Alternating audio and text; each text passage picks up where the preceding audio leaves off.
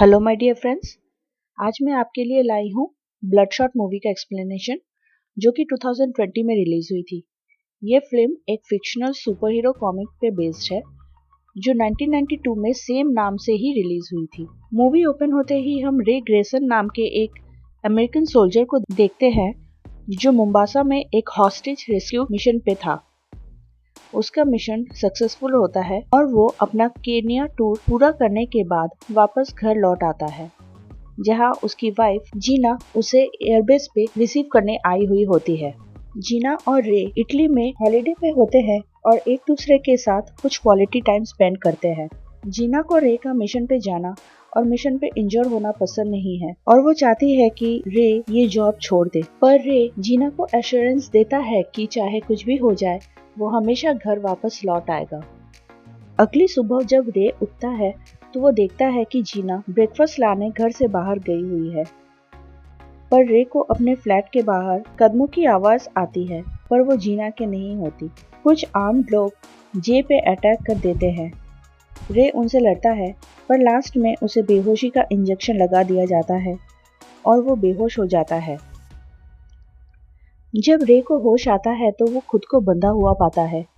रे और जीना को किसी मर्सनरी ग्रुप ने किडनैप कर लिया था, जिसका लीडर मार्टिन एक्स था। एक्स रे से मुंबासा के रेस्क्यू मिशन के बारे में पूछता है।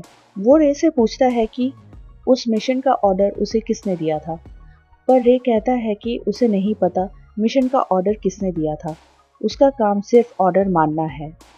एक्स जीना को मारने की धमकी देता है और रे से एक ही सवाल पूछता रहता है कि ऑर्डर किसने दिया था, पर रे बताता है कि उसे कुछ पता ही नहीं है, तो वो बता नहीं सकता कि ऑर्डर किसने दिया था। एक्स रे के सामने ही जीना को मार देता है। रे एक्स को जान से मार डालने की कसम खाता है, पर एक्स उसे भी मार देता है। रे की आंख एक लैब में खुलती है। वहां रे से मिलने डॉक्टर ईमेल हार्टिंग आते हैं। रे को बताया जाता है कि वो RST यानी राइजिंग स्पिरिट टेक्नोलॉजीज नाम की एक कंपनी में था जो US मिलिट्री के लिए साइबरनेटिक टेक्नोलॉजी डेवलप करती है। रे को उसका नाम, रैंक कुछ भी याद नहीं होता। डॉक्टर हार्टिंग रे को बताते हैं उसके मरने के बाद उसकी बॉडी US मिलिट्री ने RST को डोनेट कर दी थी, क्योंकि उसकी बॉडी को क्लेम करने के लिए कोई भी नहीं था। डॉक्टर हार्टिंग बताते हैं कि रे उनका पहला सक्सेसफुल ह्यूमन सब्जेक्ट है और उसके ब्लड को नैनाइट टेक्नोलॉजी से रिप्लेस कर दिया गया है। ये नैनाइट टेक्नोलॉजी रे को ज़्यादा ताकत देगी और उसकी इंजरीज भी ठीक करेंगी, पर इन नैनाइट्स को चार्ज करना पड़ता है और अगर इन्हें चार्ज नहीं किया गया तो रे की जान चली जाएगी। जब नैनाइट्स अपने फुल पावर से काम करती है तो वो रे के चेस्ट एरिया में एक रेड ग्लोइंग लाइट जैसा दिखते हैं। डॉक्टर हार्टिंग बताते हैं कि इस फैसिलिटी में सोल्जर्स को सुपर सोल्जर्स बनाया जाता है। रे को बारीकी से समझाने के लिए वो उसके हाथ पे एक कट लगा देते हैं और रे को दिखाया जाता है कि किस तरह नैनाइट्स उसके इंजरी को ठीक कर देते हैं। डॉक्टर हार्टिन रे को अपने दूसरे पेशेंट्स के साथ इंट्रोड्यूस कराते हैं। US नेवी डाइवर केटी, जिसको डॉक्टर हार्टिन ने एक रेस्पिरेटरी सिस्टम दिया था। मार्कस, जिसकी आंखें खराब हो गई थी, पर अब डॉक्टर हार्टिंग के एक्सपेरिमेंट से वो देख पाता है, और ex navy seal Jimmy Dalton, जिसके लेग्स रोबोटिक्स थे। डॉक्टर हार्टिंग का हाथ भी कैंसर की वजह से काट दिया गया था, जिसे उन्होंने एक रोबोटिक हाथ से रिप्लेस कर दिया था। रात को रे को जीना और एक्स के फ्लैशबैक आते हैं और उसकी नींद खुल जाती है। वो अपने स्ट्रेंथ को टेस्ट करने के लिए जिम में चला जाता है और फिर रे एक पंचिंग बैग को इतने जोर से पंच करता है कि वो एक ही बार में उसे फोड़ देता है। कुछ देर बाद वहाँ केटी आ जाती है। केटी के साथ रे की दोस्ती हो जाती है। रे को जीना और एक्स के विजन्स आते रहते हैं। उसे अचानक सब कुछ याद आ जाता है और वो एक्स को मारने के लिए निकल पड़ता है। डॉक्टर हार्टिंग रे के बॉडी में नैनाइट में लगे माइक्रो प्रोसेसर्स की मदद से उसे बात करते हैं। रे बताता है कि उसे सब कुछ याद आ गया है और वो अपना बदला लेना चाहता है। डॉक्टर हार्टिन मार्कस और डेल्टन को रे के पीछे भेजते हैं।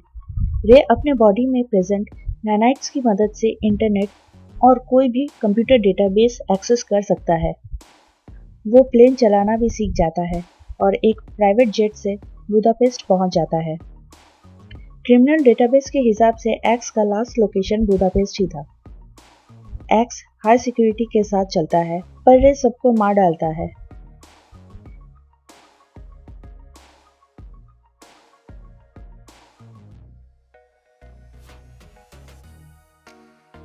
वापस आने के बाद नैनाइट्स का चार्ज काफी लो हो गया होता है, जिस वजह से रे काफी कमजोर फील करता है। आरएसटी में वापस आने के बाद रे के नैनाइट्स को चार्ज किया जाता है। इस पॉइंट पे डेल्टन रे को बताता है कि ये सब पहले भी हुआ है। रे सिर्फ एक ह्यूमन वेपन है और हर बार उसकी मेमोरी चेंज कर दी जाती है, नया टारगेट दिया जाता है और काम खत्म होने के बाद उसकी मेमोरी इरेज कर दी जाती है। डेल्टन को रे पसंद नहीं था। ये सच्चाई बता के वो हर बार रे को तकलीफ देता था और फिर नैनाइट्स को रिबूट कर देता था, जिससे रे की मेमोरी इरेज हो जाती थी। डॉक्टर हार्टिन फिर रे की मेमोरीज चेंज कर देते हैं और इस बार जीना को मारने वाला एक्स के बदले निक बैरिस होता है, जो कि एक्स का बिजनेस एसोसिएट था। डॉक्टर हार्टिन रे के साथ जो भी कर रहे थे वो केटी को अच्छा नहीं लगता, पर वो चाहकर भी रे की मदद नहीं कर पा रही थी, क्योंकि अगर उसने ऐसा किया तो डॉक्टर हार्टिंग या तो उसके रेस्पिरेटरी सिस्टम बंद करके उसे मार देते या उसी को रे की मेमोरी में जीना का कातिल बना के डाल देते, जैसे उसने अपने दूसरे पार्टनर्स के साथ किया था। यहाँ हमें पता चलता है कि एक्स और निक बैरिस भी डॉक्टर हार्टिंग के बिजनेस पार्टनर्स थे, पर उनको डॉक्टर हार्टिंग के काम करने का तरीका पसंद नहीं था। उन्हें अपने रास्ते से हटाने के लिए डॉक्टर हार्टिंग रे को एज अ वेपन यूज कर रहे थे। केटी का काम रे का रूम रीसेट करना होता है और उसको सपोर्ट करना रहता है। रे के होश आते ही फिर से इंट्रोडक्शन और उसे नैनाइट्स के बारे में समझाने का सिलसिला शुरू होता है।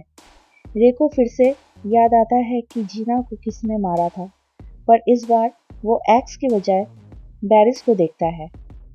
रे बैरिस को मारने निकल पड़ता है। बैरिस पेरिस में था और उसने हैवी सिक्योरिटी रखी हुई थी। रे बैरिस के घर तक पहुंच जाता है, पर बैरिस रे के लिए तैयार था। विल्फ्रेड विगिंस नाम का एक कंप्यूटर प्रोग्रामर बैरिस के लिए काम कर रहा था और उसने रे को रोकने के लिए एक ईएमपी बॉम्ब यानी इलेक्ट्रोमैग्नेटिक पल्स बॉम्ब बनाया था, जिसे एक्टिवेट करते ही आरएसटी के साथ रे का कनेक्शन टूट जाता है और वो बेहोश हो जाता है।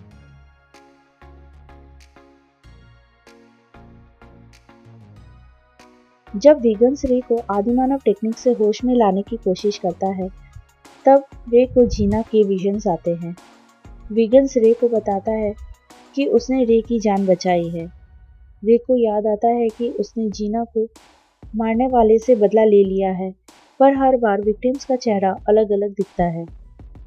तब विगन्स को पता चलता है कि रे कौन है और कैसे डॉक्टर हार्टिंग ने रे को यूज करके सभी फॉर्मर आरएसटी मेंबर्स को मरवा दिया।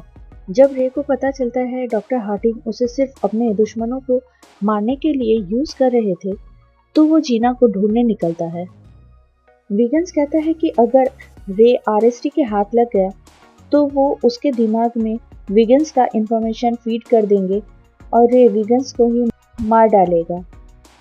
रे नैनाइट्स का कुछ सैंपल विगन्स को देके नैनाइट्स को रिप्रोग्राम करने काम देता है, ताकि उस पे आरएसटी का कंट्रोल ना रहे।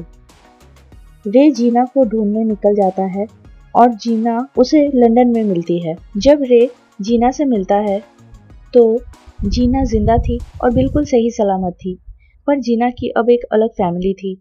रे और जीना सालों पहले अलग हो गए थे। वो दोनों आखिरी बार 5 साल पहले मिले थे। रे वहां से चला जाता है, पर उसे मार्कस और डेल्टन ढूंढ लेते हैं। काफी मशक्कत के बाद रे से आरटीएस का कनेक्शन फिर से बनता है और आरटीएस उसे शट डाउन कर देती है। डॉक्टर हेटिंग केटी को फोर्स करते हैं विगन्स को पकड़ने के लिए। विगन्स लंदन में ही छुपा बैठा था, पर केटी उसे पकड़ लेती है।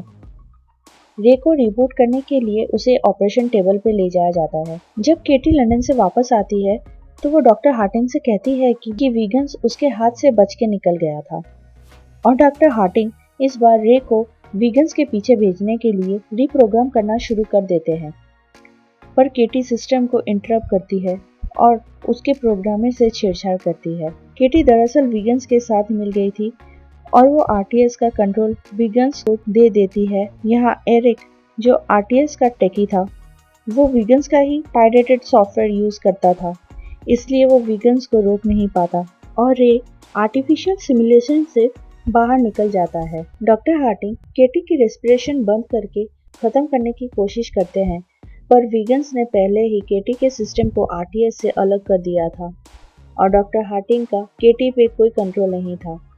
मार्कस और डेल्टन को रे के पीछे भेजा जाता है। केटी आरटीएस के सर्वर रूम को डिस्ट्रॉय कर देती है। रे का सामना डेल्टन से होता है, जो रोबोटिक्स हाथ लगा के आया था। डेल्टन से फाइट करते करते वहां मार्कस भी आ जाता है और तीनों में बहुत फाइट होती है। रे दोनों को मार देता है, पर फाइट के दौरान रे के नैनाइट्स ओवरलोड होने लग जाते हैं। उसके नैनाइट्स का चार्ज खत्म होने लगता है। मार्कस और डेल्टन को खत्म करने के बाद रे डॉक्टर हार्टिंग के पीछे जाता है, पर उसके नैनाइट्स का चार्ज ऑलमोस्ट खत्म हो गया होता है। वो ओवरलोड होने लगता है। डॉक्टर हार्टिंग उसे मारने की कोशिश करते हैं, पर रे ट्रिक करके डॉक्टर हार्टिंग को मार देता है। डॉक्टर हार्टिंग को मारने के लिए रे एक एक्सप्लोजिव यूज करता है, जिससे वो खुद भी एक्सप्लोड हो जाता है। फिर हम देखते हैं कि वीगन्स रे को फिर से रिवाइव कर लेता है। उसने रे के नैनाइट्स में कुछ मॉडिफिकेशंस किए थे, जिस वजह से अब उसे बार बार चार्ज करने की जरूरत नहीं थी।